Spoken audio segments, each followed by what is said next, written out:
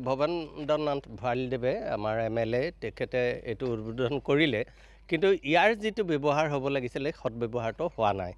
ইমান এটা ধুনীয়া এটা ঘৰ, এটা 1 কোটি টকীয়া ব্যয় সাপেক্ষে এই ভৱনটো নিৰ্মাণ কৰিছিল।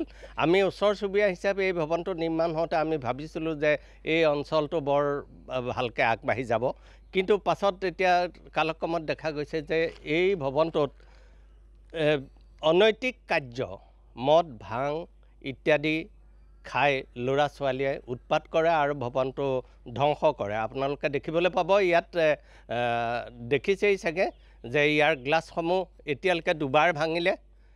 গতিকে আমি প্ৰশাসনৰ ফালৰ পৰা ইয়াৰ দায়িত্ব যি অনুষ্ঠানৰ লগত জড়িত হৈ আছে, সেই অনুষ্ঠানৰ পৰা জিলা প্ৰশাসনে এই ভৱনটো গ্ৰহণ কৰিব লাগে আৰু এটা সৎ কামত এই ভৱনটো ব্যৱহাৰ কৰিব লাগে। তেতিয়া এই দেৰগাঁও অঞ্চলৰ উন্নতি কিছু আমি দেখিবলৈ পাম। সংবিধানৰ প্ৰণেতা ডক্টৰ ভীমৰাও আম্বেদকাৰৰ স্মৃতিত এই ভৱনটি নিৰ্মাণ কৰা হৈছিল আৰু অনুসূচিত জাতিৰ যি সঞ্চালকালয় আছে তেওঁলোকৰ অনুমোদন সাপেক্ষে প্ৰায় 98,88,000 প্ৰায় 1 কোটি টকাৰ ব্যয় সাপেক্ষে এই ঘৰটো নিৰ্মাণ কৰি লৈছিল। আৰু আমি আশাবাদী হৈছিলোঁ যে দেৰগাঁৱত ইমান এটা সুন্দৰ ভৱন নিৰ্মাণ হৈছে, বিভিন্ন ধৰণৰ সমস্যা আছে দেৰগাঁৱত আৰু এটা সভাঘৰ নাই দেৰগাঁৱত ভাল, ই যথেষ্ট অভাৱ পূৰণ কৰিব বুলি আমি ভাবিছিলোঁ।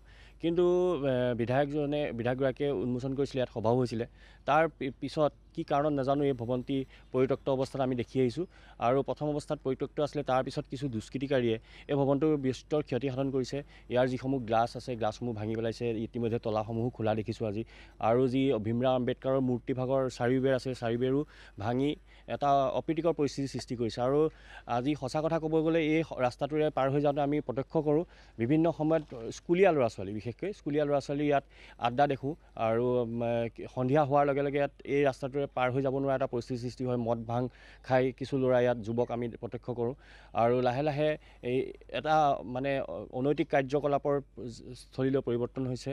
আৰু ইয়াৰ এজন আমাৰ স্থানীয় যুৱক আছিলে, অনুসূচিত জাতিৰ নেতা আছিলে ভৃগু কুমাৰ দাস। তেওঁ কিছুদিন আগতে এই ভৱনটিৰ চাৰিওকাষে বেৰা নিৰ্মাণৰ বাবে প্ৰধানমন্ত্ৰী কাৰ্যালয়লৈ পত্ৰ প্ৰেৰণ কৰিছিল আৰু পত্ৰৰ তেওঁলোকে ৰিপ্লাইও আহিছিলে যে অতি সোনকালে 2024 চনত তেওঁলোকে ৰিপ্লাই আহিছিলে যে অতি সোনকালে ইয়াৰ চাৰিওকাষে এখন বেৰা নিৰ্মাণ কৰা হ'ব, কিন্তু আজিলৈকে সেইটো হোৱা নাই। অতি পৰিতাপৰ বিষয়। আমি যিহেতু স্থানীয় প্ৰশাসন আছে, সমজিলাৰ আয়ুক্তগৰাকী আছে, পৌৰসভা আছে, আমাৰ স্থানীয় বিধায়ক আছে আৰু আমাৰ যিগৰাকী কলিয়াবৰ সাংসদ আছে কাজিৰঙা সমষ্টি, সকলোকে আমি অনুৰোধ জনাইছোঁ অতি সোনকালে যাতে তেখেতসকলে এই ক্ষেত্ৰত এটা সমাধান বিচাৰি উলিয়ায় আৰু ভৱনটি যাতে কাৰ্যক্ষম কৰি তোলে, তাৰ বাবে আমি দেৰগাঁওবাসী হিচাপে অনুৰোধ জনাইছোঁ। প্ৰথম কথা হ'ল যে আমি দেৰগাঁওখনত বা দেৰগাঁওবাসীয়ে সততে আমি কওঁ যে দেৰগাঁও কোনো উন্নয়ন নহয় বুলি আমি তাৰ অভিযোগ সদায় কৰি থাকোঁ। কিন্তু দেখা গৈছে যে ইমান সুন্দৰ ভৱন এটা হোৱাৰ পিছতো আমি আজি দেৰগাঁওবাসী সচেতন নহয় কোনো কথাতে। দ্বিতীয় এটা কথা হৈছে কি, চাওক, এই ভৱনটো প্ৰায় 1 কোটি টকাৰ ব্যয় সাপেক্ষে বনাইছে। সেই সময়তে আমাৰ প্ৰাক্তন বিধায়িক আৰতী কছাৰী, প্ৰয়াত আৰতী কছাৰী দিনৰ আধাৰশিলা স্থাপন কৰিলে। তাৰপিছত তেখেতৰ দিনতে ভৱনটো হ'ল। তাৰ পিছত আপোনাৰ আমাৰ স্থানীয় বৰ্তমানৰ বিধায়ক ভৱেন ভঁৰালীদেৱে ইয়াত সভা পাতি ভৱনটো উদ্বোধন কৰিলে। সুন্দৰ ৰাস্তা, সুন্দৰ পৰিৱেশ, সন্মুখত মুকলি পথাৰ, বতাহ বিচনী ফেনৰ কোনো প্ৰয়োজন নাই অঞ্চলটোত। তেনেকুৱা এটা জেগাত এই ভৱনটো ইমান পৰিত্যক্ত অৱস্থাত আছে। ইয়াত আপোনালোকে গম পাইছে চাগে, দেখিছে ভৱনটোৰ অৱস্থা দেখিছে, গোটেই গ্লাছ খিৰিকী ভাঙিছে আৰু ভিতৰতো এটা সোমাব পৰা অৱস্থাত নাই, মুখত পানী আছে।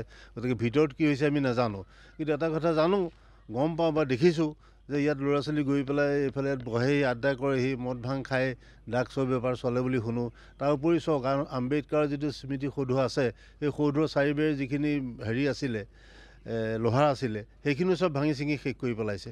গতিকে আমি অতি শীঘ্ৰে আশা কৰোঁ, প্ৰশাসনক দাবী জনাইছোঁ যে অতি শীঘ্ৰে এই বস্তুটো হয় পৌৰসভাক চমজাই দিয়ক, নহয় সম আয়ুক্তক চমজাই দিয়ক, তেখেতসকলক তত্বাৱধানত থাকক আৰু এই ভৱনটো যে উচিত ব্যৱহাৰ হয়। তাৰপিছতে এটা কথা দেখা গৈছে যে দেৰগাঁৱতে IB বৰ অভাৱ হৈ গৈছে। গতিকে এটা IB হিচাপেও ব্যৱহাৰ কৰিব পাৰে আজিৰ তাৰিখত। গতিকে কথাটো আমি মানে বৰ দুখিত এই গোটেই দেৰগাঁওবাসী হিচাপে এই গোটেই কথাটো। গতিকে আমি ভাবোঁ যে অতি সোনকালে চৰকাৰে ব্যৱস্থা ল'ব।